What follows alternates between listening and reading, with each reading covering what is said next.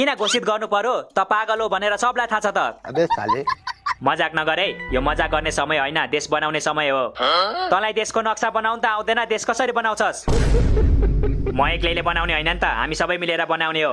देश बन्नलाई सबै नागरिकको योगदान चाहिन्छ। बात त सही है। ए हो, ल ल, मेरो तर्फबाट चाहिँ 2 बोरा सिमेन्ट है। यो भन्दा धेरै योगदान गर्न सक्दिनँ म। तेरो सिमेन्ट तैसँग राख, 2 बोरा सिमेन्टले देश बन्छ। देश नबने पनि देशवासीको लागि एउटा टोइलेट त बन्छ नि त।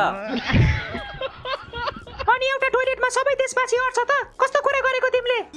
अटेन भने पछाडिबाट लात्ती हान्दै ठेल्नु पर्छ नि त मैच्याङ। साले तू ओइ, धेरै बकवास नगर त। तँलाई देशको चिन्ता छैन? छ नि, देशको होइन, मलाई त विदेशको पनि माया छ। त्यसैले अर्को महिना विदेश जाँदैछु म। विदेश जाँदैछस् रे? अनि खोइ त, हामीलाई त केही थाहा छैन त। तिमीहरूलाई किन थाहा हुनु पर्यो? तिमीहरू मेरो छोराछोरी हो र? अनि भोट नहाली जाने तिमी विदेश? भोट त म हालिहाल्छु नि। यदि हाल्न पाइन भने पनि तिमी छौ त, तिमी हाल्दौ न मेरो भोट। आफ्नो भोट आफै हाल्नुपर्छ, थाहा छैन तिमीलाई? कसरी थाहा हुन्छ त? कहिले हालेको भए पो? ओ मैच्याङ, हेप्ने होइन है, मैले धेरैचोटि हालिसकेको छु। कहिले हालिस्? 2079 मा? के को 2079 मा हाल्नु? हिजो राति हालेको नि मैले। हिजो राति चाहिँ के को भोट हालिस् नि तैले? ए, भोटको पो कुरा गरेको? भोट त हालेको छैन नि मैले। अनि के हालेको?